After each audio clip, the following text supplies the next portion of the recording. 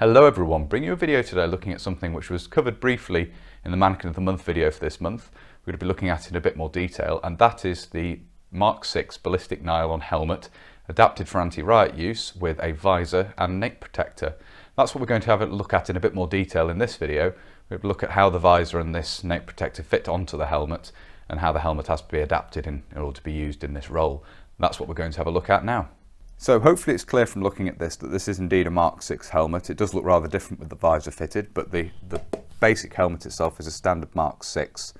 Just have a look at the internal details. You can see here it's the standard Mark VI liner, something we've covered on the channel previously, with the leather brow pad and pad at the rear there, and then the straps and the ring for the crown there to support the helmet on the head. So standard Mark VI, this particular example dated 1986, hopefully we can get a little bit of light in there. You can see year 1986 there in the label, which is quite well hidden away with everything that's been added in. The first thing we'll talk about actually is the nape protector. This is a new part of the design. Obviously previous Riot helmets had the visor but not a nape protector. They had come down lower on the back of the head though, the Stadium and Cromwell anti-riot helmets, but they didn't have anything quite like this to protect the back of the neck. This is fitted into the helmet by two forms of attachment, one of which is a buttonhole through which the rear bail fits here. So you actually have to remove the chin strap in order to fit this. And then it velcros around, if I show you here, this velcro tab unfastens there, and it actually slots in and velcros around the rear strap. You can see the buckle for that here, and that could be used to adjust in this rear pad to adjust the size a little bit. And the same is true on this side. You can see velcro tab coming across here, secure it in against or over the rear strap there. It should also be fixed into the helmet using velcro or touch and close, and you can see that if I flip this out here, you can see there is a section of hooked touch and close attached to the soft velcro here, and there is a small section of the soft touch and close or velcro here. That should velcro in down there. For some reason on this helmet that hasn't been used. It's just been attached in using the rear bail here, obviously the hole through there, and then the velcro or touch and close which fastens around this rear strap.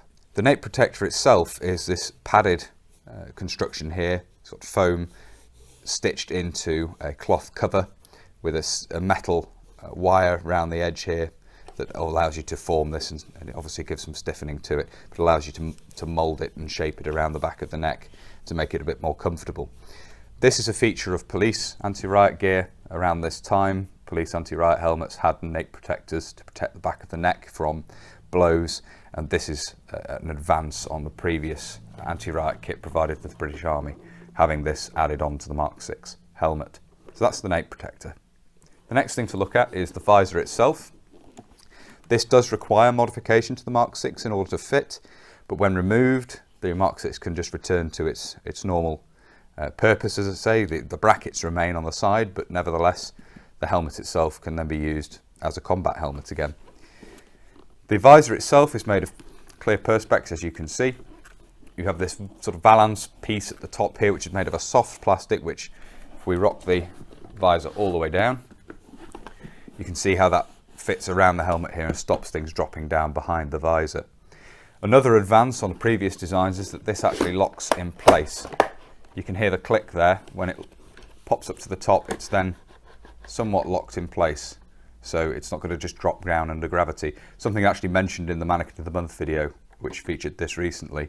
A chap mentioned shell dressings being used to keep the visors up on some of the previous designs of helmets, and that's certainly true. You see that in photographs. It's an interesting thing. The visors didn't stay up of their own accord, and sometimes they had to be rocked right the way to the back of the helmet, which makes it very unbalanced. This, it sort of locks in place, not in a way you can't then just pull it down, but it's enough to hold it in place to stop it falling down by gravity. This visor is actually a very late production example. You can see there it's made in 2005. As you can see, we've got the NATO stock number there as well. And it is removable, so you have these twist lock methods of attachment there. You can see there's a pin there, and we'll see it's almost a bayonet fitting that allows you to attach this. So if we have a look at the visor separately, you can see in here how hopefully you can see, if it'll focus, you've got this screw which is spring loaded, the outside here. So that then, when it twists, it pulls in against that pin and locks in place under tension of the spring. And that's the same on the other side. So that's how the visor can be removed. I'll put that to one side. The brackets, as you can see here, have to be bolted onto the helmet. So these are, to fit these, it's necessary to remove plastic blanking plugs from the holes on the side of the helmet. There's also normally a plastic rivet, as I remember, which holds in the rear strap here. That's replaced with a nut and bolt, as you can see there, to hold these brackets in place. But they're fairly low profile, so you can easily put a cover over these. This helmet, as shown, obviously doesn't have a cover. It's not unusual to see these, certainly in the later 80s, with the DPM cover fitted and the visor just attached through a hole made in the cover. So you'd have the helmet covered as you'd normally expect to see, and the visor worn over the top of that. Equally, you sometimes see these, see photos of helmets with a cover, where there's a bit of a bulge in the side here, clearly showing that a bracket's been fitted, and that helmet at some point has been fitted with a visor or has been adapted to be fitted with a visor at some point. When you get these to fit, they actually come with a little multi-tool. So if you're issued the kit to convert a Mark 6, they actually come with a little spanner multi-tool which allows you to fit the bracket.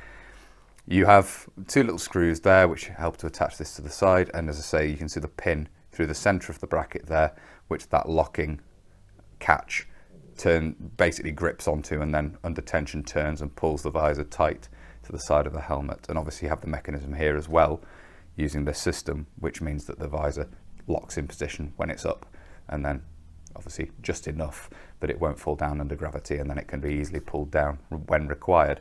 So that's how it fits onto the helmet. So that's a brief overview of the Mark 6 helmet with visor and nape protector. As I say, this was the British Army's Anti-Riot helmet from the mid 1980s right the way through, basically until the end of the Troubles.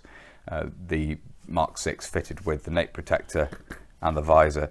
These brackets could also be used to fit an anti-mine visor, which is something we'll have a look at in a future video perhaps. I do have an example of one of those as well. It's a somewhat thicker, somewhat different design of visor that could be fitted to the Mark 6 using exactly the same system of these locking catches on the side. In order to fit it to the shell, you had to fit the same design of brackets in order to use that as well. That's something for a future video. That's a brief overview, as I say, of the Mark 6 adapted for anti-riot duties. So there we are. I hope you found it interesting looking at that. Something which would see service for many years to come from its introduction in the mid-1980s, and an interesting piece of Operation Banner kit, or certainly I think so anyway. Hopefully you found it so as well. If you have found this interesting and you'd like to see more from the channel, please do consider subscribing if you haven't already. And whether you're newly subscribing or you've previously subscribed, please do make sure you hit the little bell, the notification button down below. That will of course alert you when I upload future videos. If you really like my uploads and you would like to support the channel, you can. Both Patreon and PayPal are linked down below. And as ever, a huge thank you to everybody who supports the channel using those two methods. It's greatly appreciated, as I always say. Thank you all very much indeed. If you'd like to follow the channel on social media, you can. Facebook, Instagram and Twitter are all linked down below. And if you'd like to get in touch but you don't really use social media, there is of course an email address down there as well. That's everything for this video. So until next time, bye for now.